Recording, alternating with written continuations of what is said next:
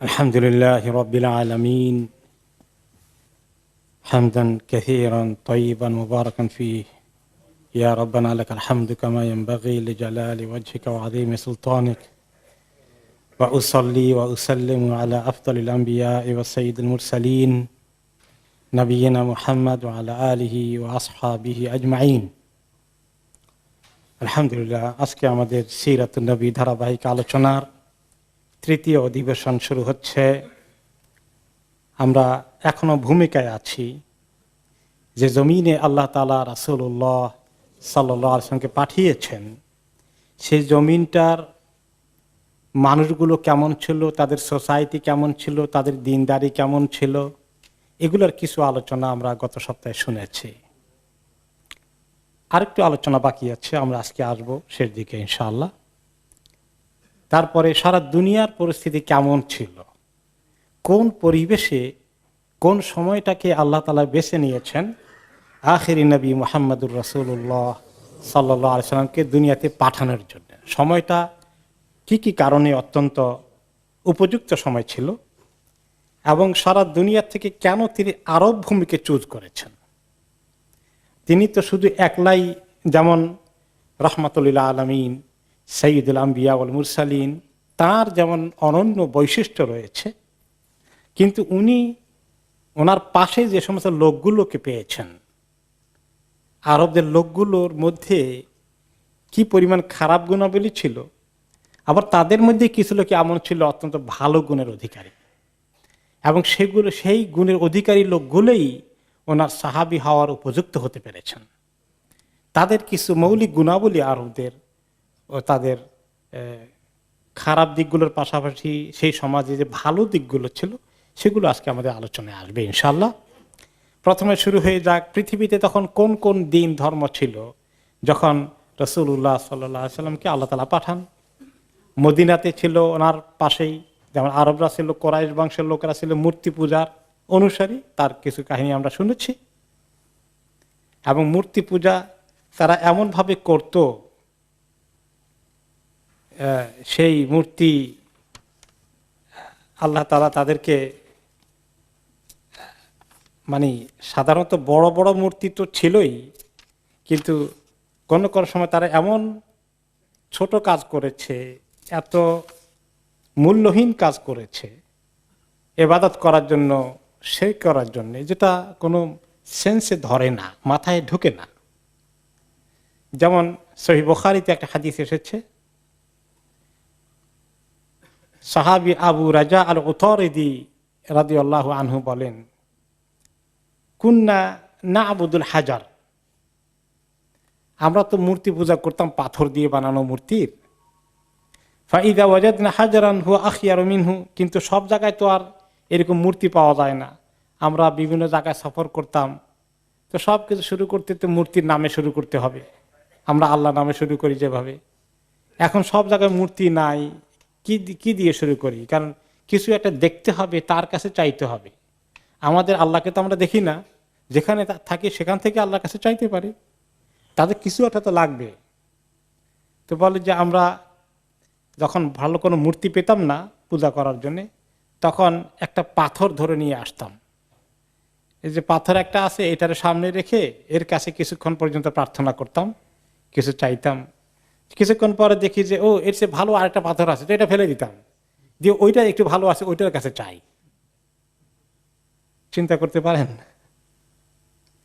ফাইদা লাম নাজিদ হাজারান জামানা জসওয়াতাম মিন তুরাব, কোনো এমন ভূমিতে যখন থাকতাম যেখানে পাথর নাই, সুবিধা মতো পাথরই পাওয়া যায় না, কি করি সেখানে? তো সেখানে কোনো কোনো সময় আমরা ততগুলো বালি, মাটি, ধুলো বালি, এগুলাকে জমা করতাম, করে এরপরে সুম্মা জি'না বিশাতি ফাহালাবনাহু আলাইহি সুম্মা তুবনা বিহি, অতঃপর এই একটু উঁচু ঢিবির মতো করতাম বালি মাটি দিয়ে, এর উপরে আমাদের ছাগলটা, যে ছাগল দুধ দেয়, ওকে এনে তার ওই পাশে রেখে দুধ দোহাই দিয়ে এই মাটির উপরে একটু দুধ দোহাই দিতাম, দিয়ে এখন মোটামুটি এটা একটু বরকতময় হয়ে গেল আর কি। তো ওইটার কাছে চাইতাম। এমনকি কোনো কারো সময় এসেছে, আমরা যখন সফর করতাম, সাথে কোনো মাবুদ নাই, কি করা যায়, তখন আমরা সফর করার সময় তাদের খাবার দাবার তো আর যে কোনো জায়গায় পাওয়া যেত না। আমরা কিছু গমের ছাতু নিয়ে যেতাম, পানি দিয়ে ভিজিয়ে খেয়ে নিতাম, ড্রাই ফুড। এটা আমাদের আরবদের প্র্যাকটিস ছিল তখন, যে আমরা এগুলো নিয়ে রওনা করে দিতাম। ক্ষুধা লাগলে এক জায়গায় থামতাম, থেমে তো এখন গমের ছাতু খাওয়ার আগে এটাকে পানি দিয়ে ভিজিয়ে মূর্তির মতো বানাতাম, বানিয়ে কতক্ষণ ইবাদত করে টোরে এরপর এবার হাত পা খুলে টুলে এবার খাই ফেলতাম বাকিরা। আর কোন কোন সাহাবী বলেছেন যে আমরা যখন সফর করতে যেতাম তো অনেক সময় যাত্রা বিরতি যখন করতাম তখন কিছু খাবার দাবার পাকশাক করার ব্যবস্থা মাঝে মধ্যে হয়ে গেলে তো পাক করতে হলে পাতিল আছে, 3টা পাথর লাগে, তার সঙ্গে 4টা পাথর নিয়ে আসতাম, 3টা দিয়ে পাতিল বসাই দিতাম আর 4 নম্বরটারে মাবুদ বানিয়ে কতক্ষণ ইবাদত করতাম। এইভাবে তাদের দিনদারি ছিল আরব সমাজে। এটা ছিল আরবদের অবস্থা। কিন্তু আরব দেশেই আবার ইহুদি সম্প্রদায়ের কিছু লোকজন এখানে সেখানে ছিল, মদিনাতে বিশেষ করে এবং ইয়ামান এলাকায়। আবার কিছু খ্রিস্ট ধর্মের অনুসারী লোকজনও ছিল। তো দুনিয়ার মধ্যে তখন 2টি বড় দিন, একটা হলো ইহুদি ধর্ম আর একটা হচ্ছে কি খ্রিস্ট ধর্ম, এই দুটো। আরেকটা হলো পারস্য দেশে ইরান এলাকায় পারসিক ধর্ম, অগ্নি পূজার ধর্ম। আর আরেকটি পৃথিবীর সভ্যতা তখন ছিল ভারতের হিন্দু ধর্ম, তার পাশাপাশি ছিল বৌদ্ধ ধর্ম। এইগুলো ছিল তখনকার সমাজে ধর্মীয় জনগোষ্ঠীর ধর্ম হিসাবে পৃথিবীতে প্রচলিত ছিল। তো সবগুলো সামান্য কিছু আলোচনা আসবে সেই ধর্মগুলো কোন পর্যায়ে ছিল তখন। 1 নম্বর ইহুদি ধর্ম। আমাদের কোরআনে পাকে ইহুদি ধর্মের অনেক কথা আসে। কি আসে? যে তারা তাদের যারা পুরোহিত আছে, ধর্মগুরু যারা, ধর্মের তথাকথিত আলেম যারা, তারা কি করত? আল্লাহর কিতাবের মধ্যে মাঝে মধ্যে পরিবর্তন করে ফেলত। এই যে এই আয়াতটা এভাবে আছে তাওরাতের মধ্যে, এটা এই ফয়সালা তাদের মনোপুত হবে না, তারা যেটা চায় সেটা পাওয়া যাচ্ছে না, সেটাকে কেটে দিয়ে আয়াতকে নিজের হাতে পরিবর্তন করে ফেলত। ইউহাররিফুনাল কালিমা আম্মা ওয়াদিহি, আম্মা ওয়াদিহিম, যে তারা কি করত? আল্লাহর শব্দগুলোকে পরিবর্তন করত। এটা হলো একদম ফিজিক্যালি কেটে দিত, মুছে ফেলতো এবং নিজের হাতে লিখে দিত। তখন তো ছাপাখানা ছিল না, কলমের লেখা মুছে দিয়ে আবার নিজের কলম দিয়ে লিখে দিত, আবার এইরকম আল্লাহর কিতাবে আছে। অথবা কোনো সময় তারা অর্থ ঠিকই তেলাওয়াত করত, তাফসির এবং অর্থ নিজের মন গড়া করে দিত, যেটা তাদের জন্য সুবিধা আছে। অথবা যারা জানতে চায় তাদের কোনো ফতুয়া মাসালা দিলে এখানে কিছু লোকে এইরকম মাসালা চায়, এইরকম ফতুয়া চায়, ওটাকে কিভাবে ফিট ইন করা যায়। 3 নম্বর ছিল যে তারা অনেক সময় আসে একটা, পরে আরেকটা, হাত দিয়ে আপনাকে ধরে রাখে মন গড়া একটা পড়ে দেয়। এবং তারা অনেক কথাবার্তা আল্লাহ তাআলা সম্পর্কে বলেছে যার কোনো দলিল নাই। তারা বলেছে আমরা হলাম আল্লাহর বাছাই করা গোষ্ঠী, একান্ত আল্লাহর আপনজন, আবনা উল্লাহ ও আহিব্বাহু, আমরা আল্লাহর সন্তানের মতো এবং তার সবচেয়ে প্রিয়। আমাদেরকে আল্লাহ তাআলা জাহান্নামে বেশি দিন জ্বালাবেন না, বড় জোর 40 দিন জ্বালাবেন, তারপরে আমরা মুক্ত, আর কোনো চিন্তা নাই। আর সব মানুষকে তো অনাদিকাল জ্বালাবেন, এখন 40 দিন জ্বলারও এত সাহস আছে? নাউযুবিল্লাহ। এরপরে তারা আরো বলেছে ইয়াদুল্লাহি মাগলুলা, আল্লাহর হাতটা হচ্ছে একেবারে গলার মধ্যে লাগানো, আল্লাহ দিতেই চান না মনে হচ্ছে না, এত আসে এত কম কম করে দেন খালি। নাউযুবিল্লাহ। তো আল্লাহ তাআলা বলেছেন গুল্লাত আইদিহিম, তাদের হাত গলার সঙ্গে লেগে থাকুক, অভিশপ্ত করেছেন আল্লাহ তাআলা। তারপরে তারা আরো বলেছে যে হে নবী মুহাম্মদ, আপনার কাছে কে আসছে? জিবরাইল আসছে, জিবরাইলকে আমরা পছন্দ করি না মোটেই। যে মিকাইল আর ইসরাফিল মোটামুটি 2জন ভালো ফেরেশতা, তারা যদি ওহী নিয়ে আসতো কনসিডারেবল ছিল। এই তাদের ধর্মের মধ্যে এরকম বিকৃতিগুলো ছিল। খ্রিস্ট ধর্মের মধ্যে কি ছিল? খ্রিস্ট ধর্ম যে ঈসা আলাইহিস সালামে এক আল্লাহর ইবাদত করতে বলেছেন, সেখানে কয় মাবুদ যোগ হয়েছে? 3 জন, ত্রিতত্ত্ব, ট্রিনিটি। এগুলো নবী করিম সাল্লাল্লাহু আলাইহি ওয়াসাল্লামের জামানায় তার আগে থেকেই তাদের মধ্যে চলে এসেছে। এবং সেখানেও তারা মন গড়া বিভিন্ন রকমের শরীয়তের মাসালা তাকে চেঞ্জ করে করে করে তারা পরিবর্তন করে। তাদের ওলামারা বসে কনফারেন্স করে যে নবীর শরীয়তকে পাল্টিয়ে দেয় এখন আমাদের মুসলমানদের আলেমরা মিলে বিশাল এক কনফারেন্স করে কোরআন হাদিসের বিপরীত কোনো ফতোয়া তৈরি করে এটা গ্রহণ করা যাবে? প্রশ্নই আসে না। আল্লাহ তাআলা আমাদেরকে এরকম অপকর্ম থেকে রক্ষা করুন। এইভাবেই করে খ্রিস্ট ধর্মের মধ্যেও ঠিক তেমনি গির্জা কেন্দ্রিক, গির্জার সঙ্গে যারা শাসক আছে তাদের সঙ্গে প্যাক্ট ছিল, যে প্রচুর পরিমাণ ট্যাক্স আদায় করবে। এই করকে তারা মানে মনে করত যে রাষ্ট্রে যত কর চায় সবটা দেওয়াকে তারা ইবাদত হিসাবে ডিক্লেয়ার করে দিয়ে ওখান থেকে একটা পার্সেন্টেজ তারা নিজেরাও পেত। এমনকি আপনারা জানেন যে মধ্যযুগে ইউরোপে পর্যন্ত কেউ মারা গেলে ধর্মযাজকরা ওয়ারিশরা যদি চাইতো তাদের পিতামাতাকে, প্রিয়জনকে জান্নাতের সার্টিফিকেট সহকারে কবর দিত, এবং কোন ধরনের জান্নাত চায় সেটার ব্যবস্থাও আছে।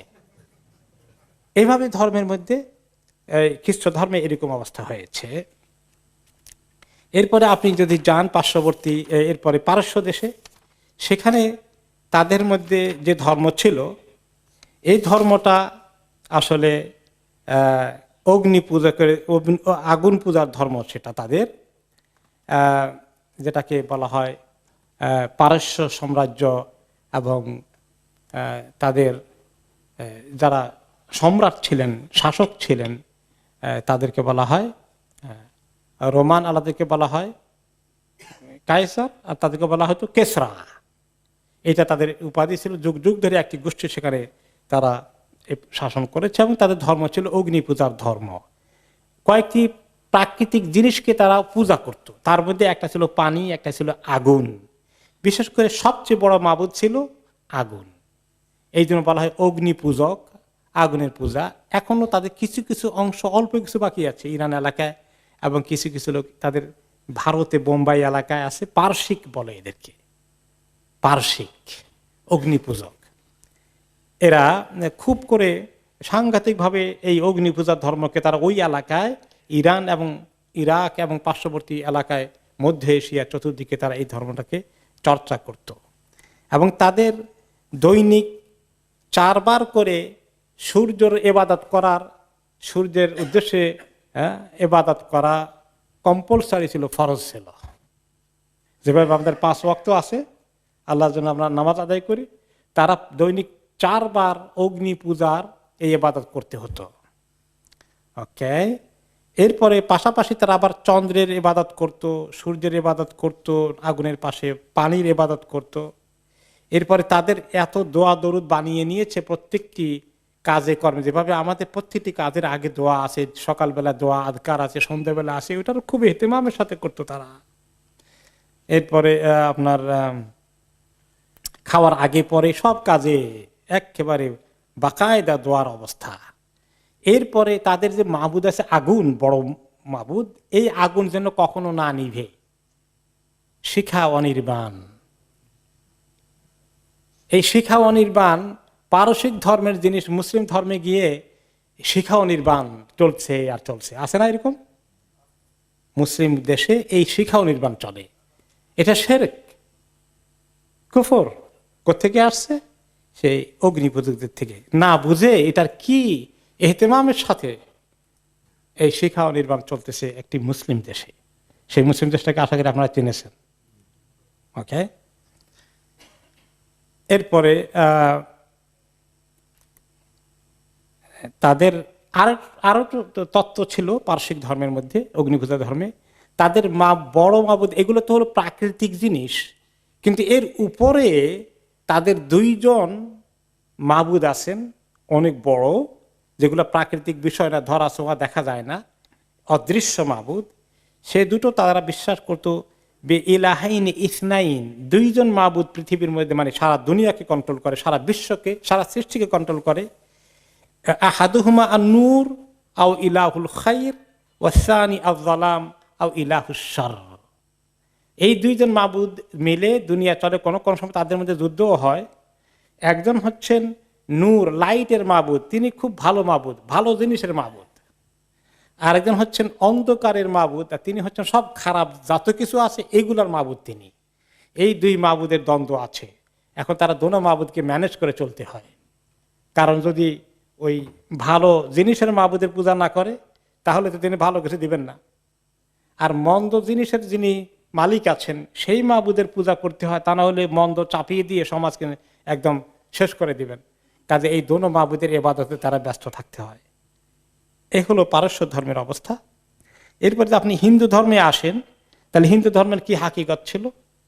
সেই ধর্মের মধ্যে মানুষকে ধর্মীয়ভাবে কয় ভাগে ভাগ করা হয়েছে? 4 ভাগে। সবচেয়ে উঁচু তবকার লোক কারা? ব্রাহ্মণ। আর সবচেয়ে নিচু তলার লোক কারা? শূদ্র। আর মাঝখানে আছে ক্ষত্রিয় 2 নম্বরে, 3 নম্বরে আছে বৈশ্য, তাই না? এখন এটা তারা কাজ ঠিক করে দিয়েছে যে তাদের ধর্মের দিক থেকে শরীয়ত মত কাজের ফয়সালা আছে। ব্রাহ্মণের কাজ হচ্ছে ধর্মীয় শাস্ত্র যেটা আছে, বেদ, মহাগ্রন্থ, ধর্মীয় গ্রন্থ, এগুলো পড়বে, এগুলা শিখবে, এগুলো হাতের কাছে রাখবে, আর অন্য কেউ টাচও করতে পারবে না, হারাম তাদের জন্য, শুধু ব্রাহ্মণদের কাছে থাকবে এটা। তারা যে রাস্তা দিয়ে যায় ওই রাস্তা দিয়ে কোনো শূদ্র হাঁটতে পারবে না, তাহলে তাকে মহাশাস্তি ভোগ করতে হবে। এই হলো সবচেয়ে উপরে তবকা ব্রাহ্মণ গোষ্ঠী। তারপরে হলো 2 নম্বর হলো ক্ষত্রিয়, তারা হলো রাজকর্মচারী, সেনাবাহিনী, হ্যাঁ, লড়াই করবে যারা, এটা এদের ধর্মীয় ডিউটি। 3 নম্বর ধর্মীয় ডিউটি হচ্ছে কাদের? যারা বৈশ্য, যারা কৃষিকাজ, ব্যবসা বাণিজ্য এগুলো করবে, অর্থনীতি চালাবে। 4 নম্বর হচ্ছে যারা শূদ্র, বর্তমানে ওদেরকে হরিজন বলা হয়, যে তারা, তাদের কাজ হলে নিচু লেভেলের কাজগুলো, লেবারের কাজ করবে তারা। তারা কেউ ভালো কোনো চাকরি করতে পারবে না, তাদের ধর্মে নিষেধ। মুচির কাজ করবে, ধোপার কাজ করবে, কুলির কাজ করবে, মেথরের কাজ করবে। এইভাবে ভাগ করে ধর্মের নামে এরকম একদম শ্রেণী বৈষম্য তৈরি করে দেওয়া হয়েছে। এবং বিয়ে শাদী ওই একই গোত্রের একই কাস্টের ভিতরে হতে হবে, অন্য কাস্ট তাদেরকে করতে পারবে না। বিশেষ করে যদি নিচু জাতের হয় তাহলে তো সেটা চরম মহাপাপ হয়ে যাবে, তাই কেউ তাদেরকে বিয়ে করলে। এভাবে ধর্মটা হিন্দু ধর্মে এসেছে। এবং তার পাশাপাশি বৌদ্ধ ধর্ম, যেটা ভারতীয় উপমহাদেশের একটি এলাকা এবং দূর প্রাচ্যে, পূর্ব এশিয়ায় প্রচলিত ছিল, সেটা হচ্ছে বৌদ্ধ ধর্ম। সেখানেও মূর্তি পূজা কিভাবে হয়েছে, বৌদ্ধের বিশাল বিশাল মূর্তি বিভিন্ন জায়গায়, এটা হলো তাদের ধর্মের সবচেয়ে বড় কথা। সে বৌদ্ধ ধর্মের অন্যতম স্লোগান ছিল কি? জীব হত্যা মহাপাপ, কোনো প্রাণীকে হত্যা করা যাবে না, এই জন্য গোশত খাওয়া যাবে না, মাছ খাওয়া যাবে না, মুরগি খাওয়া যাবে না, এটা খাইতে হলে হত্যা করা লাগে। জীব হত্যা মহাপাপ। সে ধর্মের যারা দাবিদার তারা আজকে মানুষ হত্যা করছে, নারী শিশু নির্বিশেষে আগুনে পুড়িয়ে মারছে রোহিঙ্গাদেরকে। এই বৌদ্ধরা, বৌদ্ধ ভিক্ষুরা এগুলো নেতৃত্ব দিচ্ছে আর্মির পাশাপাশি। তো এইরকম ধর্মের নামে অধর্ম পৃথিবীতে এইভাবে সয়লাভ হয়ে গেছে। সেই পরিবেশে আল্লাহ তাআলা নবী মুহাম্মদ সাল্লাল্লাহু আলাইহি ওয়াসাল্লামকে ইসলামের আলো নিয়ে পৃথিবীর জাতির কাছে পাঠিয়েছেন। এই আরবদের মধ্যে কিছু কি অবস্থা ছিল আমরা একটু আগে শুনেছি। তাদের আরো কিছু বিষয় আমরা একটু দেখার চেষ্টা করি। তাদের কিছু কিছু আরো গুণ ছিল। 1 নম্বরে শিরকের ব্যাপার আমরা শুনেছি, সেই বিষয়ে একটি হাদিস রাসূলুল্লাহ সাল্লাল্লাহু আলাইহি ওয়াসাল্লাম বলেছেন, সহিহ মুসলিমের হাদিস, সেটা হচ্ছে আলা ইন্না রব্বি আমারানি আন উআল্লিমাকুম মা জাহিলতুম। হে আমার উম্মত শোনো, আল্লাহ আমাকে নির্দেশ দিয়েছেন আমি তোমাদেরকে ওই জিনিসগুলো শিখাবো যা তোমরা জানতে পারোনি। এই বিষয় অজানা অনেক কিছু জরুরি বিষয় শিখিয়ে আল্লাহ তাআলা আমাকে তোমাদেরকে শিখাতে বলেছেন। আল্লাহ মানে ইয়াউমি হাদা, আজকে বিশেষ করে আল্লাহ তাআলা আমাকে যেটা বলেছেন। একদিন তিনি ভাষণ দিচ্ছিলেন, তখন বললেন কুল্লু মালিন নাহালতুহু আবদান হালাল। আমি কাউকে যদি কোনো মাল উপঢৌকন দেই, গিফট দেই শরীয়তের পক্ষ থেকে, ইসলামী রাষ্ট্রের পক্ষ থেকে, তাহলে সেটা হালাল তার জন্য। তারপরে ওকে, অথবা আল্লাহ তাআলাই বলেছেন যে কুল্লু মালিন নাহালতুহু আবদান হালাল, আমি বান্দাকে যত মাল সম্পদ দিয়েছি এগুলো তার সবকিছু হালাল মালগুলো তার জন্য বৈধ ব্যবহার করা। এমন নয় যে এত বেশি, এর চেয়ে বেশি উপার্জন করা যাবে না, লিমিট করে দিয়েছেন আল্লাহ তাআলা। যাকে দেন বেগাইরে হিসাব, অনেক কিছু যদি সে উপার্জন করে সবটাই তার হালাল হয়ে যেতে পারে হালাল তরিকার ভিতরে উপার্জন করলে। অতঃপর ওয়া ইন্নী খালাকতু ইবাদি হুনাফা কুল্লাহুম, আমি আমার সমস্ত বান্দাদেরকে সৃষ্টি করেছি হুনাফা, হানিফ করে। হানিফ শব্দের অর্থ আমরা গত সপ্তাহে বলেছিলাম কি, যে ব্যক্তি শিরক থেকে মুক্ত, শিরক করে না।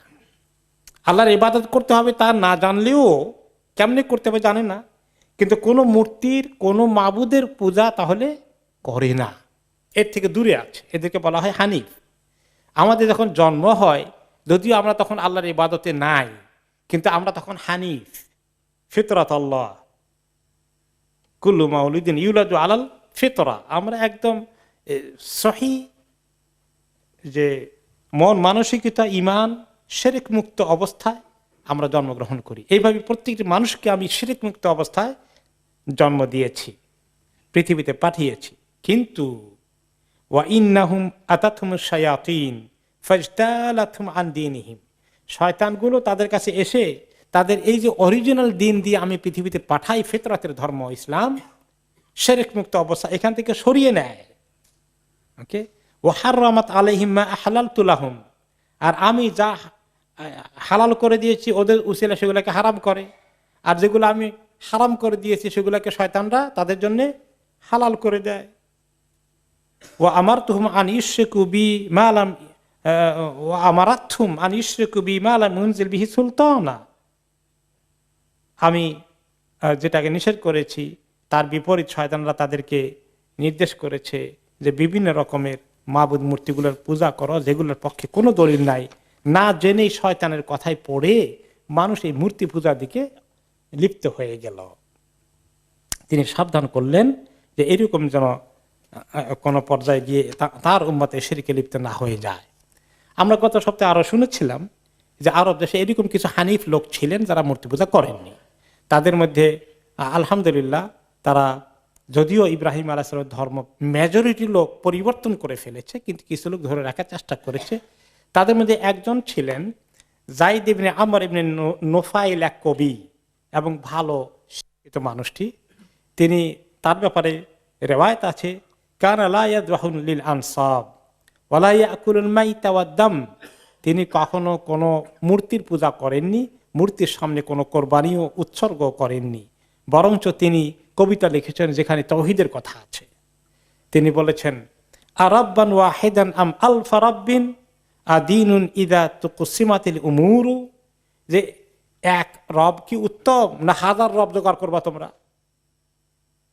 তারপরে তিনি আলো বলেছেন, ওয়ালাকিন আবুদুর রহমান রব্বি লিয়াগফিরা যামবির রব্বুল গাফুরু, বরং আমি শুধুমাত্র এক রবের ইবাদত করি যিনি রহমান, তিনি আশা করছি তিনি আবার গুনাহকে মাফ করে দিবেন, তিনি অত্যন্ত ক্ষমাশীল রব। তাওহীদের খবর তার কাছে ছিল। এরকম বেশ কিছু লোক বিভিন্ন জায়গায় ছড়িয়ে ছিটিয়ে তাদের মধ্যে ছিল। তার মধ্যে আরেকজন বিখ্যাত বক্তা ছিলেন এবং ভ্যারি পপুলার ইন্টেলেকচুয়াল স্পিকার ছিলেন, তাদের সবাই তার কথা শুনতেন। তার নাম হচ্ছে কুস ইবনে সাঈদা আল ইয়াদি। তিনি ছিলেন খাতিবান হাকিমান আকিলান, তিনি ছিলেন ভালো বক্তা, অনেক বড় জ্ঞানী, খুব বুদ্ধিমান ব্যক্তি। তো তিনি মাঝে মধ্যে কি করতেন, বিভিন্ন গ্যাদারিংয়ে যেতেন এবং এক আল্লাহর দিকে দাওয়াত দিতেন। তখনও রাসূলুল্লাহ সাল্লাল্লাহু আলাইহি ওয়াসাল্লামের আবির্ভাব হয়, তিনি নবুয়ত পাননি। এই বেচারা তাওহীদের কাজ এভাবে করেছেন এবং তিনি হয়তো দ্বীন ইব্রাহিম সাল্লাল্লাহু আলাইহি ওয়াসাল্লামের যে সামান্য কিছু বাকি ছিল সেটাকে ধরে রাখতে সক্ষম হয়েছিলেন। ইবনে আব্বাস রাদিয়াল্লাহু তাআলা আনহুমা বলেন, ইন্না কুস ইবনে সাঈদা কানা ইয়াখতুবু কওমাহু ফি সুক উকাদ। সুক উকাদ, উকাজ মেলা, বিশাল একটা বড় মেলার জায়গা ছিল যেখানে বাৎসরিক মেলা হতো। আরবরা সাহিত্য চর্চা, শিল্প চর্চা করতো এবং সেখানে জিনিস বেচা কিনে হতো, বিভিন্ন দেশ থেকে আসতো। সেখানে অনেক লোকের সমাগম হতো, তিনি ওখানে চলে যেতেন। ওখানে গিয়ে তিনি মাঝে মধ্যে বক্তৃতা করতেন এবং সেখানে তিনি তাওহীদের কথা বলতেন, আখেরি নবী আসবে সে খবরও দিতেন। তিনি বলেছেন, সায়ালামু হাক্কু মান হাদাল ওয়াজহ, ওকে, মিন হাদাল ওয়াজহ, যে এই দিক থেকে হক আসবে, এবং সে ইশারা করতেন, ওকাজ তো তায়েফের পাশে, ওই দিক থেকে আসবে, আঙ্গুল দিয়ে ইশারা করতেন। ওই দিকটা কোন দিকে ইশারা করতেন? মক্কার দিকে, যে ওই দিক থেকে হক আসবে। তাকে জিজ্ঞেস করা হলো, প্রশ্ন করা হলো বক্তৃতার মধ্যে, ওমা হাদাল হক, কোন হকের কথা তুমি বলো, কোন হকের খবর দিচ্ছ? তখন বলল, রাজুল মিন ওয়ালাদিল উআই ইবনে গালিব ইয়াদউকুম ইলা কালিমাতিল ইখলাস ওয়া আইশিল আবাদ ওয়া নাঈম লা ইয়ানফাদ। শোনো, কোরাইশ বংশ থেকে একজন লোক আসবেন, যিনি তোমাদেরকে এক তাওহীদের দিকে দাওয়াত দিবেন, এক আল্লাহর ইবাদতের দিকে, এবং তিনি তোমাদেরকে আখেরাতে মহা শান্তির ঠিকানার সন্ধান দিবেন এবং নিয়ামতের খবরগুলো দিবেন। উনি যখন আসবেন, ফাইন দাআকুম ফাজিবু, উনি ডাকলে, তোমাদেরকে দাওয়াত দিলে, দিনের কথা বলে তোমরা সাড়া দিও। ওয়ালাউ আলিমতু আন্নী আইশু ইলা মা বাসিহি লাকুনতু আউওয়ালা মান ইয়াসআ ইলাইহি, যে আমি যদি জানতাম যে তিনি কোত্থেকে আসবেন, কবে আসবেন, তিনি এই দায়িত্ব নিয়ে হাজির হয়ে যাবেন এবং আহ্বান করবেন, আমি সবার আগে তার ডাকে সাড়া দিব যদি আমি তাকে পেয়ে যাই। কিন্তু তার আফসোস হচ্ছে, যেটা পরবর্তী পর্যায়ে প্রমাণিত হয়েছে, সে যদিও নবী করিম সাল্লাল্লাহু আলাইহি সাল্লামকে পেয়েছেন, কিন্তু নবুয়ত পাওয়ার আগে জানতে পারেনি যে এই লোকটাই ওই লোক। তখনও নবুয়ত ডিক্লার হয়নি, ওহী নাজিল হয়নি। মুহাম্মদ সাল্লাল্লাহু আলাইহি সাল্লাম তখন আর 10 জন মানুষের মতোই তাদের কাছে সমাজের আরেকজন মানুষ মাত্র। এই জন্য তিনি নবুয়ত পাওয়ার আগেই ওনার ইন্তেকাল হয়ে গেছে। বেচারা এই জিনিসটাকে মিস করেছেন। তো আরবদের এই যে কিছু ভালো অবস্থা কিছু লোক ছিল, যদিও তাদের সংখ্যা কম, আমরা এখন দেখব যে ওই আরবদের সামাজিক পরিবেশটা কেমন ছিল, সভ্যতা, বিভিন্ন আমাদের সামাজিক আচার অনুষ্ঠানগুলো কেমন ছিল, এর মধ্যে ভালো কি দিক ছিল আর মন্দ কি দিক ছিল। এবং ভালো দিকগুলো খুব দামি জিনিস ছিল, যেগুলো পরবর্তী পর্যায়ে সাহাবীদের মধ্যে বিশাল একটা ভূমিকা রেখেছে ভালো গুণগুলো। আগে আসুই তাদের যে কিছু গুণ ছিল, যেমন তাদের সামাজিক, এটা কোনো রাষ্ট্র ছিল না আরব দেশে, বিভিন্ন কবিলা কেন্দ্রিক ছিল। যেভাবে পারস্য সাম্রাজ্য ছিল, রোমান সাম্রাজ্য ছিল, সেগুলো বাকায়দা পরিপূর্ণ একটা রাষ্ট্রের তরিকায় আছে। কিন্তু আরবদের মধ্যে এরকম কোন রাষ্ট্র আরব দেশে তখন ছিল না। তারা বিভিন্ন কবিলায়, এলাকায় কবিলা লিডার আছে এইভাবে, কিন্তু তাদের কিছু আবার নিয়ম কানুন, রুল, এগুলা রেগুলেশন, তারা এগুলা মেনেছে। একেবারেই যে যাযাবরের মতো ছিল সবাই তা নাই, কিছু এগুলো ফলো করেছে। তার মধ্যে কিছু ভালো জিনিস, যেমন তাদের বংশের বুনিয়াদের ধরে রাখতো, বংশ যাতে নষ্ট না হয়ে যায়, এই জন্য বংশের বাইরে বিয়ে করতো না। যদিও এটা পরিপূর্ণ ইসলামিক থিওরি না, ইসলাম তো আসছে এই যে ভালো যেখানে পাও, দিনদার যেখানে পাও সেখানে পছন্দ করা, কোন বংশের বড়াই এটা না, কিন্তু ওদের বংশের বড়াই সাংঘাতিক ছিল। এটা নিয়ে তারা কখনোই কম্প্রোমাইজ করতো না। এরপরে ছিল তাদের দুটো গুণ তাদের মধ্যে ছিল, লেখাপড়া বেশি তারা করতো না, স্কুল কলেজ এগুলো কিছুই ছিল না, মাদ্রাসা। মাঝে মাঝে অল্প কিছু লোক একটু লেখালেখি জানতো সামান্য, কিন্তু মেজরিটি লোকে লেখালেখি নাই, কিন্তু তাদের ব্রেইন খুব শার্প ছিল। তাদের দুটো সাহিত্যের মধ্যে একটা হলো বক্তৃতা করার মতো ভালো ভালো বক্তা ছিল মাঝে মধ্যে, এরা ভালো ভালো জিনিস সমাজে প্রচার করত। যেভাবে কাস ইবনে সাঈদের একটা লেকচার আপনারা শুনলাম, ও কাজ থেকে একটুখানি যিনি বলেছেন। আর কবিদের ব্যাপক প্রভাব ছিল, কবিতা চর্চা খুব করেছে তারা। সুবিধা হয়েছে কি, তাদের লেখাপড়া না থাকার কারণে সব মৌখিকভাবে মুখস্থ ধরে রাখতে হয়েছে, এবং তাদের মতে এত কবিতা মুখস্থ করে রাখা পৃথিবীতে আর কোনো জাতি পাওয়া যায়নি। এবং তারা আরবি সাহিত্য পড়েন, মাদ্রাসা ইসলামিক ইউনিভার্সিটিতে পড়েন, তাদেরকে কবিতা পড়তে, আমাদেরকে পড়তে হয়েছে, প্রচুর কবিতা পড়তে হয়েছে। কোরআন হাদিস বোঝার জন্য ওই কবিতাগুলো ব্যাখ্যা হিসাবে খুব কাজে লাগে। তো এই বড় বড় নাম করা 10টি কবিতার সংকলনের নাম হলো আশারা মুআল্লাকাত, আল মুআল্লাকাতুল আশারা। তারা মাদ্রাসা পড়েছেন জানেন, তাই 10টার মধ্যে বেশি নাম করা হলো 7টা সাবু মুআল্লাকাত। এই সাবু মুআল্লাকাত কোন কোন জায়গায় আরো 3টে অ্যাড করে আশারু মুআল্লাকাত বলা হয়। কবিতাকে তারা এত পছন্দ করত, এই আপনার কবিতাগুলোকে কাবার ঘরের চতুর্পাশে ওয়ালে তারা লিখে রেখেছিল, যে এগুলো এত দামি সাহিত্য তাদের কাছে। সত্যি আরবি সাহিত্যের সবচেয়ে প্রাচীনতম মৌলিক নিদর্শনের মধ্যে সাবু মুআল্লাকাত এখনো সমস্ত আলেমরা পড়ে আসতে হয়, কারণ ওগুলো পড়লে আরবি ভাষা রপ্ত হয় ভালো। তখন কোরআন হাদিস বোঝা ইজি হয়ে যায়। অনেক কবিতা মুখস্থ করতে হয়েছে, এখন অবশ্য ভুলে গেছি অনেক। তো এই কবিতাটা ছিল তাদের তখন মুখপাত্র, লাইক মিডিয়ার মতো কাজ করত। এখন সেখানে এত প্রভাব ছিল, কবিতার আসর এভাবে বসতো, যেমন এক কবিলার গোষ্ঠীর নাম ছিল বনু আনফিন নাকা। বনু আনফিন নাকা তার মানে কি? উটের নাকের কবিলা। উটের নাকের কবিলা কি? এই কবিলার লোকগুলো সাধারণত রাখালের চাকরি করে, আর যখন বিভিন্ন জায়গায় লোকেরা উঠে সওয়ার হয়ে যায়, একজন উটের চালক হয়। আগে আগে হাতে রশি ধরে ধরে উটের নাকের মধ্যে রশি থাকে, টানে টানে ধরে নিয়ে যায়, আর যিনি উটের উপরে সওয়ার হন তিনি তো বসে থাকেন, তাকে টানিয়ে নিয়ে যায় যে লোকটা, এই লেবার, শ্রমিক, এগুলা এই এই দেশের এই কবিলার লোকেরা এটা বেশি করে। করতে করতে ওদের কবিলার নাম হয়ে গেছে বনু আনফিন নাকা, মানে উটের নাকের কবিলার লোকজন। তো এটা পরিচয়টাকে খুব ভালো হলো নাকি খারাপ হয়ে গেল? বেশি ভালো হয় নাই তো। এটা কোনো ভালো পরিচয় দেওয়ার মতো কবিলা হলো নাকি? এখন তারা চিন্তা করলো আমাদের এই কবিলার নামটা কিভাবে পাল্টানো যায়। তখন তারা তাদের সময়ের সেরা কবিকে দাওয়াত দিল, ভালো করে খাওয়াইটা বললো যে আমাদের কবিলার নামটার তুমি একটু খুব বদনাম হয়ে গেছে, আমরা কোনো জায়গায় গেলে টেলে লোকেরা আমাদেরকে মানে তেমন ওয়েলকামও করে না, আমাদের স্ট্যাটাস খুব নিচু হয়ে আছে, কিভাবে তুমি আমাদের স্ট্যাটাসটাকে উঁচু করবা, এটা কোনো বুদ্ধি তোমার কাছে আছে? আছে, কোনো অসুবিধা নেই। তাকে ভালো করে খাবার দাবার করে মদ টদ খাওয়াই দিয়ে বেশি করে টাকা পয়সা দিয়া লিখে দিল। সে কবিতা লিখলো। কবিতার অর্থ হচ্ছে এই যত কবিলা আছে তার মধ্যে সেরা হলো বনু আনফিন নাকা, কারণ তারা থাকে উটের সামনে আর সব কবিলা থাকে উটের পিছনে। এই কথাটাকে সে এমন কায়দা করে বলেছে, এটা খুব ছড়িয়ে গেল। এখন বনু আনফিন নাকার অনেক সুনাম হয়ে গেল, আর এই কবিলার সঙ্গে সম্পৃক্ত হওয়া এখন গৌরবের বিষয় হয়ে গেল। আরেক লোক ছিল, তার প্রায় জন 10 কোন রেওয়ায়েতে বোন ছিল, বিবাহ দিতে পারছে না, আর কোন রেওয়ায়েতে তার মেয়ে ছিল গোটা 10 মতো, একটারও বিয়ে হয় না। গরিব মানুষ, কেউ তার মেয়ে নিতে আসে না। এখন সে কি করলো, একটা বুদ্ধি করলো, এক নাম করা কবি ছিল, কবিকে দাওয়াত দিল। দাওয়াত দিয়ে ভালো করে যাই আছে তার বেচারা গরিব মানুষের মানে নিজের গায়ের দামি চাদরখানা উপহার দিয়ে দিল।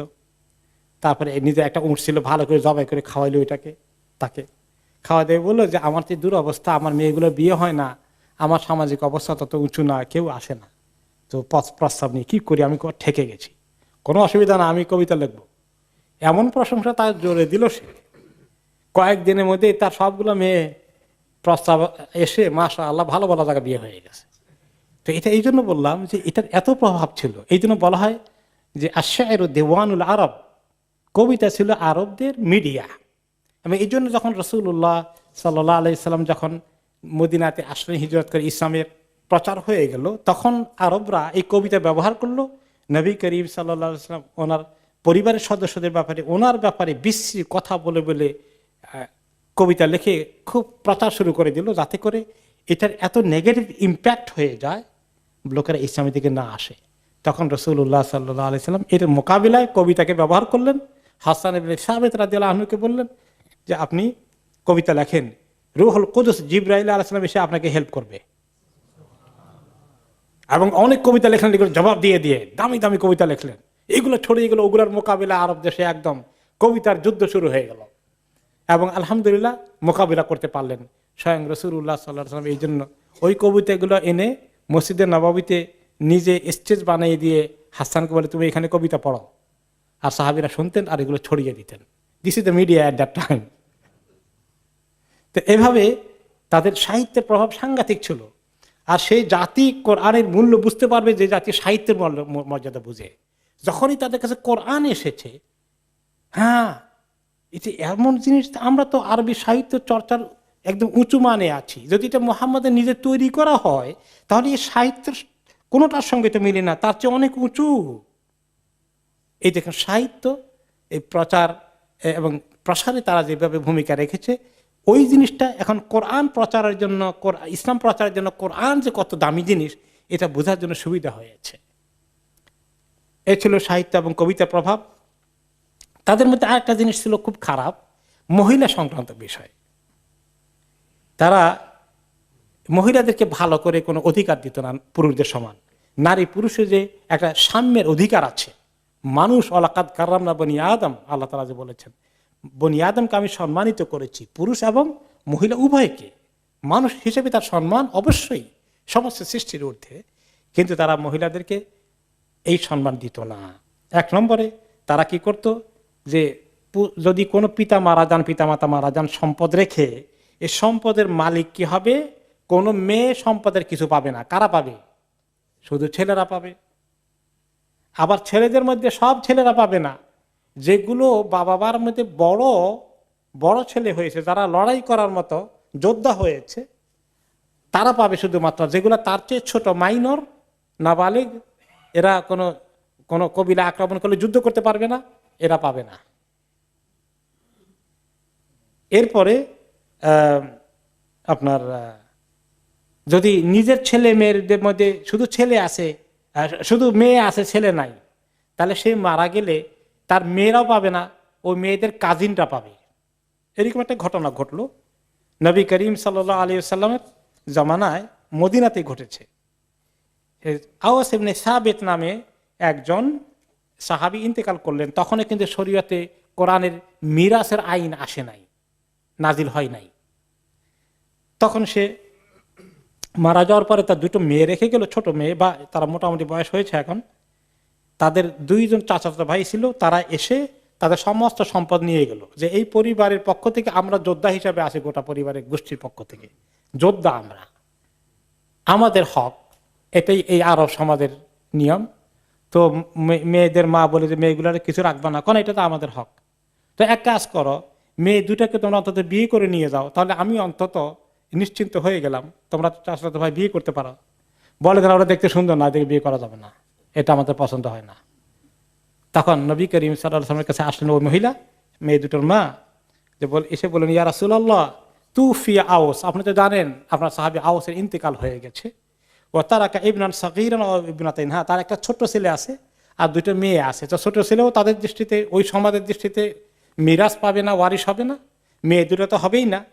এখন তার দুই চাচাতো ভাই এসে, সুয়াইদ এবং আরফাতা তাদের নাম ছিল, দুজনে এসে যা আসিল মাল সম্পত্তি সব নিয়ে গেছে।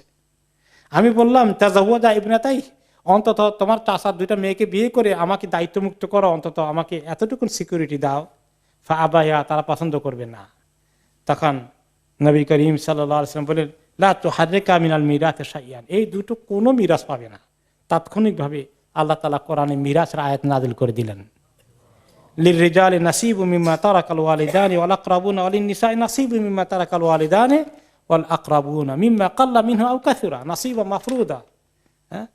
পুরুষদের জন্য অংশ রয়েছে তাদের পিতামাতা অথবা নিজস্ব ঘনিষ্ঠ কেউ যদি মারা যান, ঠিক তেমনি মহিলাদের জন্য অংশ রয়েছে যদি তাদের পিতামাতা এবং নিকষ্ট ঘনিষ্ঠ আত্মীয় স্বজন কিছু রেখে চলে যান, কম হোক আর বেশি হোক, নাসিবা মাফরুদা।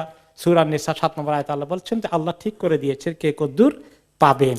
তখন এই মিরাসের আয়াত নাজিল হয়ে গেল। যাই হোক, মিরাসের আয়াত পরে এসেছে। আমরা এখন আলোচনা করছি আরব সমাজে কিভাবে মহিলাদেরকে মিরাস থেকে বঞ্চিত করা হয়েছে। এখন আমাদের সমাজে ইসলামের অধিকার দিয়েছেন ইসলাম নারীদেরকে। এখন এখানে যে মিরাস আছে, এই মহিলারা যে সম্পদে ছেলের অর্ধেক পরিমাণ পায়, এটা কি সবাই দেয়? দেয় না, অনেকেই দিতে চায় না, বঞ্চিত করে। তো না দিলে তো ওই জাহেলি সমাজের কাণ্ড হয়ে গেল যে শুধু ছেলেরা পাবে, মেয়েরা পাবে না। 2 নম্বর, তাও আমাদের নারী অধিকার নিয়ে যারা চিল্লাচিল্লি করে, ইসলামী নারীদের অধিকার দেয়নি। অধিকার তো দিয়েছে, কিন্তু মানুষ দেয় না কেন? তোমরা শরীয়তের আইন কার্যকরী করার কথা বলো। এরপর আরেকটা ছিল নারীদের প্রতি দুর্ব্যবহার। সৎ মা থাকলে যদি পিতা মারা যায়, সৎ মাকে বিয়ে করতো পিতার বড় ছেলে, অটোমেটিক্যালি তার স্ত্রী হয়ে যাবে। নাউজুবিল্লাহ। আল্লাহ তাআলা এই বিশ্রী জিনিসকে দেখেন, মায়ের জায়গায় একজন আসছে, তাকে বিয়ে করবে। এখন আল্লাহ তাআলা কোরআন আয়াত নাযিল করলেন সূরা নিসার 22 নম্বর আয়াতে, ওয়ালা তানকিহু মা নাকাহা আবাউকুম মিনান নিসাই ইল্লা মা ক্বাদ সালাফ ইন্নাহু কানা ফাহিশাতাও ওয়া মাকতাও ওয়া সাআ সাবিলা।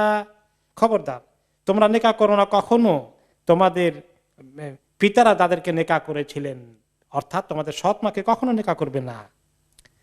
ইতিপূর্বে যা হওয়ার হয়ে গেছে, সামনের দিকে নো। এটা হচ্ছে ফাহেসা কাজ, খুব মন্দ কাজ এবং খুব মাক্তা ঘৃণিত কাজ। ওয়াসা আসাবিলা, অত্যন্ত একটি খারাপ পন্থা, এই পন্থা অবলম্বন করা। ওকে, মহিলাদের ব্যাপারে তাদের আরো অবস্থা কাহিল ছিল কি, যে তারা মহিলাদেরকে বিয়ে শাদী করতো। আরবে কয় রকম বিয়ে ছিল? 4 রকম বিয়ে ছিল। মা আয়েশা রাদিয়াল্লাহু তাআলা আনহা সহিহ বুখারী হাদিসে তিনি রিওয়ায়াত করেছেন যে আরবের লোকেরা ইন্না নিকাহা ফিল জাহিলিয়্যাহ কানা আলা আরবাতি আনহা, 4 ধরনের নিকাহ সামাজিকভাবে স্বীকৃতি পেয়েছে। 1 নম্বর হচ্ছে যেভাবে এখন আমরা করে থাকি, নিকাহুন নাসিল ইয়াউম ইয়াখতুবু রাজুলু ইলা রাজুলি ওয়ালিয়াতাহু ওয়া ইবনাতাহু ফায়ুসদিকুহা সুম্মা ইয়ানকাহুহা, যে কোনো লোক এসে পিতার কাছে তার কন্যার জন্য প্রপোজাল দেয় অথবা কারো বোনের জন্য প্রপোজাল দেয়। এই যে প্রস্তাবের ভিত্তিতে বিয়ে শাদী হয়, মোহর ঠিক করে, যেটা আমরা করছি আরব দেশে, এটাও ছিল, এরকম বিয়েও ছিল। এটাই যারা সমাজের সম্ভ্রান্ত লোকগুলো এই বিয়েই ফাংশন করত, বা ভালো বংশের লোকেরা এই বিয়েই প্র্যাকটিস করত, এটাও ছিল। কিন্তু 2 নম্বর ছিল কানা রাজুলি ইয়াকুলু ইমরাআতি ইযা তাহুরতি মিন তামসিহা ইযা তাহুরাত মিন তামসিহা আরসিলি ইলা ফুলানিন ফাস্তাবদাই মিনহু, যে কোন ব্যক্তি তার নিজের স্ত্রীকে বলতো, যখন সে মাসিকে থাকতো, বলতো এবার মাসিক ভালো হয়ে গেলে তোমার, তুমি অমুক বড় লোকের কাছে যাবা এবং তার শয্যা সঙ্গিনী হবা। শয্যা সঙ্গিনী হয়ে আসতো, আসলে সে অপেক্ষা করতো, তার সঙ্গে সে মেলামেশা করতো না, দেখতো সে এই কনসিভ করেছে কিনা, গর্ভবতী হয়েছে কিনা।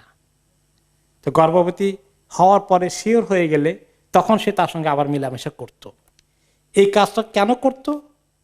যাতে করে সে মানে একটা বড় লোকের বংশ তার পেটে ঢুকাইয়া আনে, তার সন্তান শরীফ বংশের একটা মর্যাদা নিয়ে জন্মগ্রহণ করবে। নাউযুবিল্লাহ মিন যালিক। এবং মানে সে ভলান্টিয়ারি এই কাজটা করে, সে নিজে তার স্ত্রীকে পাঠায়। চিন্তা করেন আপনি সভ্যতা কত নিচু হতে পারে। এলে 2 নম্বর, এটাও একটা, এই ধরনের সম্পর্কটা তাদের সমাজে বৈধ সম্পর্ক ছিল, অবৈধ কিছু না, সম্মান। 3 নম্বর কোনটা ছিল? সেটা আরেকটা বৈধ সিস্টেম ছিল, যে কোন কোন মহিলা তার সঙ্গে একাধিক লোকের সম্পর্ক যাতায়াত হতো, সবাই তার সঙ্গে তার ঘরে আসা যাওয়া করতো, আর তার মানে এভাবেই তার সংসার চলে, তার বহু লোক তার সঙ্গে আসা যাওয়া করে, ছেলে মেয়ে হয়। এখন যদি তারপরে এক পর্যায়ে সে সন্তান সম্ভব হয়ে যায়, তার গর্ভে সন্তান আসে, আসার পরে সে সবাইকে খবর দিবে, যারা যারা আসতো সবাই আসতে হবে, কিন্তু না আসলে তাদের বিরুদ্ধে কেস হয়ে যাবে কবিলের দরবারে। বুঝতে পারছেন তো? সবাই আসতে হবে, 5 জন হোক, 7 জন হোক, 3 জন হোক, 10 জন হোক, যারা তাকে ব্যবহার করেছে সবাই আসবে। এখন এই সন্তান কার? এই মালিকানা ঠিক হবে আজকে, বাবা ঠিক হবে। ব্যবহার তো করছে 8-10 জনে, এখন বাবা একজন হওয়ার, বাবা তো 10 জন হতে পারে না। কিভাবে বাবা ঠিক করবে? সবাই আসতে হবে। তারপরে বলবে, মহিলা তখন সবাইকে সমাবেশ করে তার ঘরে বলবে, কাদ আরাফতুমুল্লাযী কানা মিন উমুর আমরিকুম, তোমরা সবাই তো স্বীকার করো যে তোমাদের সঙ্গে আমার সম্পর্ক ছিল। ওয়াকাদ উলিদতু, আমি সন্তান প্রসব করেছি, আমি এখন সন্তানের বাবা লাগবে। ফাহুয়া ইবনুকা ইয়া ফুলান, এখন সে বলবে এই 10 জনের মধ্যে, এই তুমি এর পিতা। তার অস্বীকার করার উপায় থাকবে না, অস্বীকার করলে কেস হয়ে যাবে কবিলার কোর্টে। তাহলে এটাও স্বীকৃত এক ধরনের বিয়ের মতো, এবং এই একটা প্রতিষ্ঠানের মতো বানিয়েছে।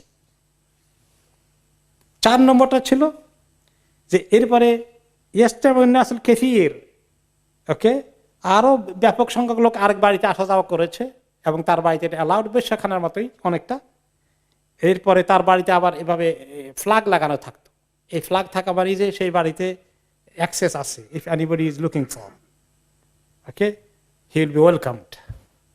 তো এখন যাওয়া আসা করে করতে করতে এরপরে সেই মহিলাও এখন যদি সন্তান প্রসব করে, সে আবার রেকর্ড রাখে, মানে বা লিস্ট আছে, যাই হোক, এখন তা সে সন্তান প্রসব করলো, করার পরে এখন তার বাবা জোগাড় করতে হবে। এখানে তো অনেক লোক আসছে, বেসুমার লোক আসছে, কিছু আইডিয়া থাকলেও এত লিস্ট জোগাড় করা যায়নি।